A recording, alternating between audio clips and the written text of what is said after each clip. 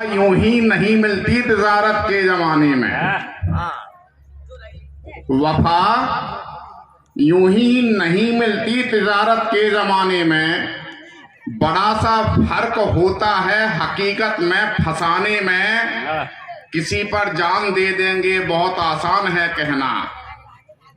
सीमा जी, किसी पर जान दे देंगे बहुत आसान है कहना।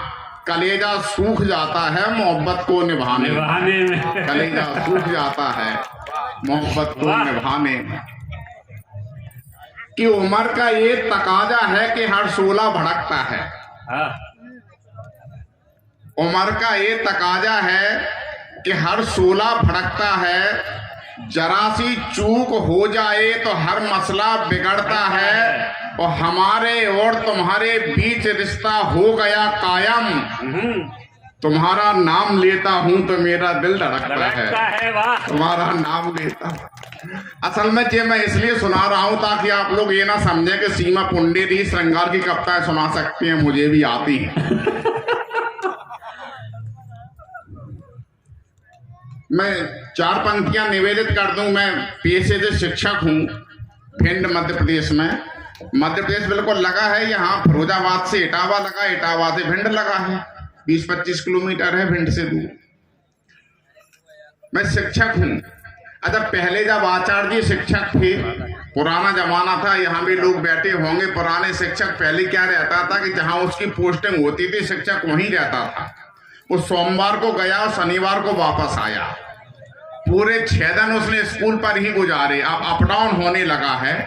अच्छा, इन 6 दिन में उस शिक्षक की पत्नी अपनी सहेलियों से क्या बात करती होगी, ये मैंने शोध किया है। हमारी माताएं बहनें बैठी हैं, कुछ के पति शिक्षक रहे होंगे जो पुरानी हैं। तो जब शिक्षक स्कूल पर है उनकी पत्नियां बात करती हैं कि नित्य पढ़ाता मीटर लीटर। नित्य पढ़ाता मीटर लीटर, नहीं बैठने को फर्नीचर। क्योंकि शिक्षक शनिवार को घर वापस आता था। शनिवार का एक दूसरा नाम भी है, वो शब्द पे आप ध्यान दीजिए कि नित्य पढ़ाता मीटर लीटर, नहीं बैठने को फर्नीचर। घरवाली पूछे सखियों से कब आएगा बहन सनीचर।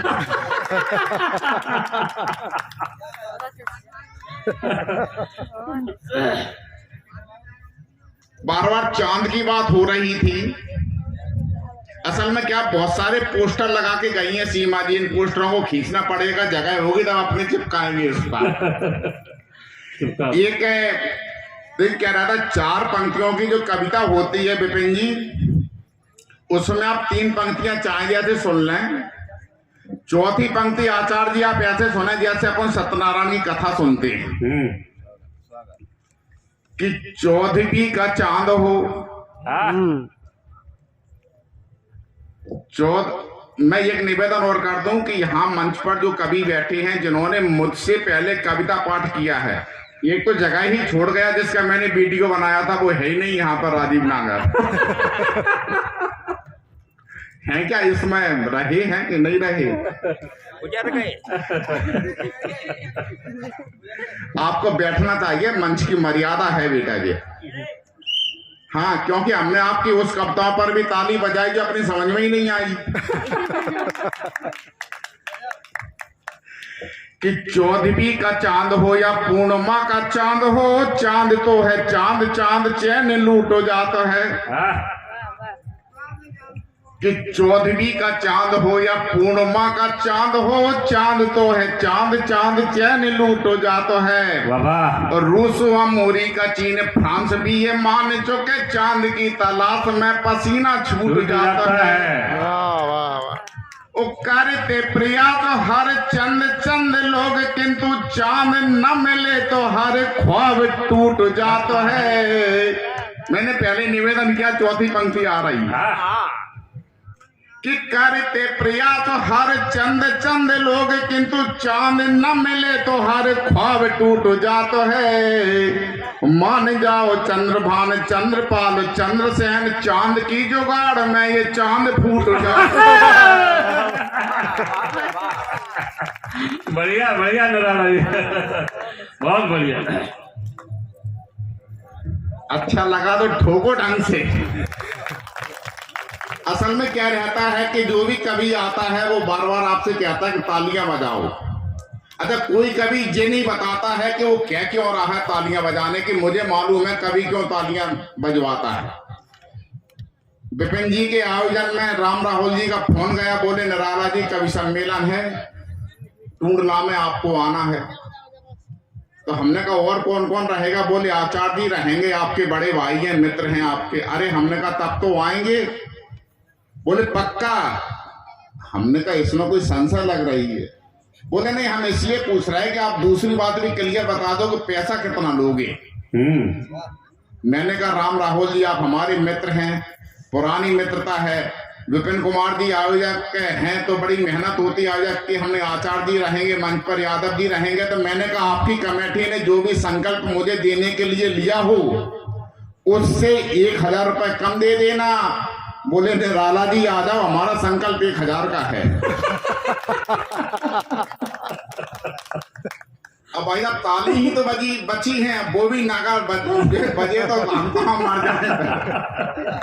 हाँ, कभी मुंह से न तुम बोलो, कहाँ मर जाए हम बोलो। खता क्या हो गई मुझसे सनम बोलो, सनम बोलो। 4 पंक्ति और निवेदित करता हूं। आज का जमाना मोबाइल का है कि एक नहीं 10 5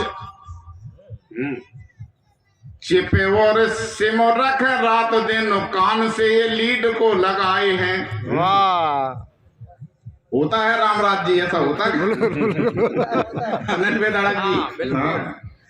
कि एक नहीं 10 5 चिपे और सिम रख रात दिन कान से ये लीड को लगाए हैं। और कभी कभी व्हाट्सएप, कभी कभी फेसबुक वीडियो पे कभी कभी गेम भी चलाए हैं। कि आशिकों के झुंड के हैं झुंड, देखो आजकल कुकुर मुतों की भांति खूब यो गुवाए हैं। वो एक से मिलाए नैन, दूसरे का लिया चैन, तीसरे को अभी अभी टाइम लेके आए। एक्सपीरियंस बढ़िया है आपका।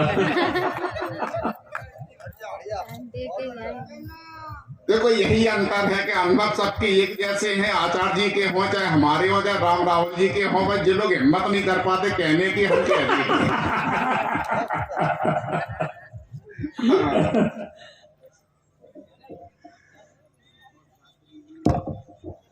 4 पंक्तियां मैंने पहले ही कहा था कि थोड़ा मामला जमाना पड़ता है, क्योंकि साधना का स्थल है, आराधना का स्थल है, माँ का यानी आज का जो महोत्सव जो चल रहा है 9 दिन का, उसका आखिरी दिन है। माँ का तो आखिरी दिन नहीं हो सकता, माँ का तो हर दिन है।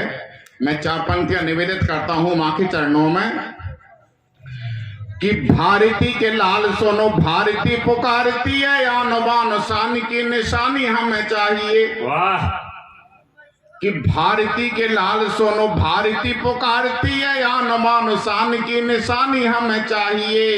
और भारतीय नारियों से भारती अपील करे, पन्ना धाए वाली वो कहानी हमें चाहिए। वाह वाह वाह।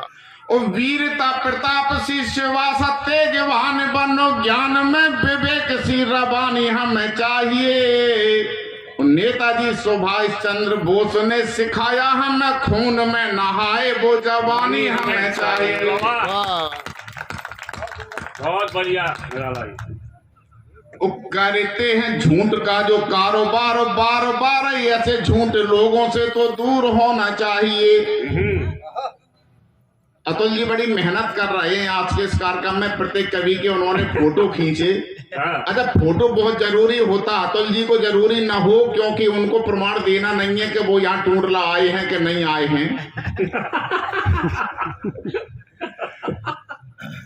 लेकिन कवियों को घर पे बताना पड़ता है कि टूंडला गए थे, बोले फोटो दिखाओ।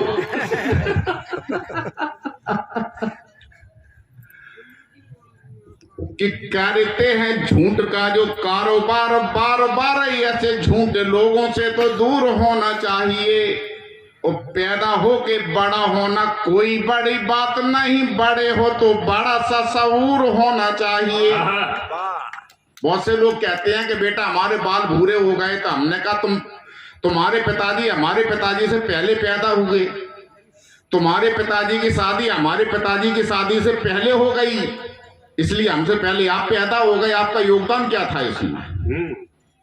जो योगदान होता है कि करते हैं झूठ का जो कारोबार, बार बार ऐसे झूठ लोगों से तो दूर होना चाहिए। और पैदा हो के बड़ा होना कोई बड़ी बात नहीं, बड़े हो तो बड़ा सा शऊर होना चाहिए। और परहितों का गुरूर तो हुजूर ठीक है, धन का कभी भी ना गुरूर होना चाहिए। वो एक दिन खाक में मिलेगा ये शरीर, सुनो इसका ख्याल भी जरूर होना चाहिए, इसका ख्याल भी जरूर होना चाहिए। हमारे कवि मित्र कहते हैं कि निराला जी आपके दिमाग में इतनी तमाम बातें आती कहां से हैं? मैंने कहा भाई साहब सामान्य बात है, इसमें एक शब्द है सुखनवर। सुखनवर का अर्थ होता है हिंदी में कवि।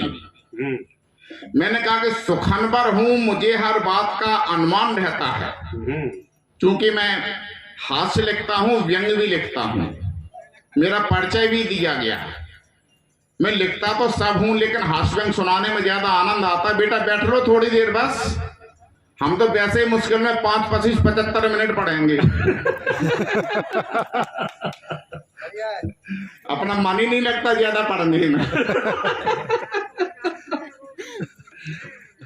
चलिए, तो राम रावल जी ने पूछा कि निराला जी आपके दिमाग में तमाम बातें आती कहां से है? मैंने कहा सुखनवर हूं, मुझे हर बात का अनुमान रहता है। आदरणीय आचार्य जी यादव जी कि सुखनवर हूं, मुझे हर बात का अनुमान रहता है, सियासी खोपड़ी में हर समय शैतान रहता है। सुखनवर हूं, मुझे हर बात का अनुमान रहता है, सियासी खोपड़ी में हर समय शैतान रहता है। और घिनौने काम में जिसको महारत हो गई हासिल, हमारे गांव में वो आदमी प्रधान रहता है। बहुत बढ़िया। घिनौने काम में जिसको महारत हो गई हासिल, हमारे गांव में वो आदमी प्रधान रहता है। आप लोगों को लगेगा कि यूपी में आए तो उन्होंने प्रधान के ऊपर सुना दी, एमपी में सरपंच के ऊपर होते तो सुनाते। हमने कम यही सुनाई देते हैं कि जश्न का माहौल हो सरपंच की चौपाल में। राजीव जी कि जश्न का माहौल हो सरपंच की चौपाल में, तो समझ लेना कोई मछली फंसी है जाल में। कि जश्न का माहौल हो सरपंच की चौपाल में, तो समझ लेना कोई मछली फंसी है जाल में।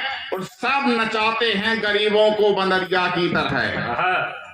एक जैसे है मदारी लखनऊ भोपाल में।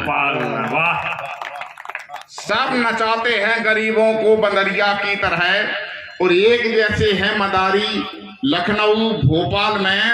और 4 पंक्तियां मैं पारिवारिक माहौल पर निवेदित करता हूं। आचार्य जी मैंने इन 4 पंक्तियों में एक नालायक बेटे का पक्ष लेने की कोशिश की है।